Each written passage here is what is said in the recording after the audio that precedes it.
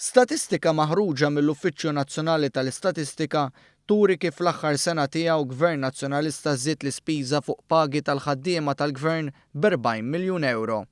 B'kuntrast il-Gvern preżenti żied l-ispiża b'40 miljun euro fuq medda ta' sentejn u mhux sena.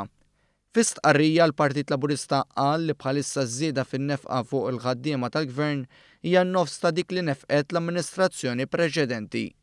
L-istqarrija tal-Partit Laburista reaġixxiet għal ċifri tal-NSO li nutaw żieda qawwija fl-impjiegi mal-Gvern matul il-kampanja elettorali tal-2013.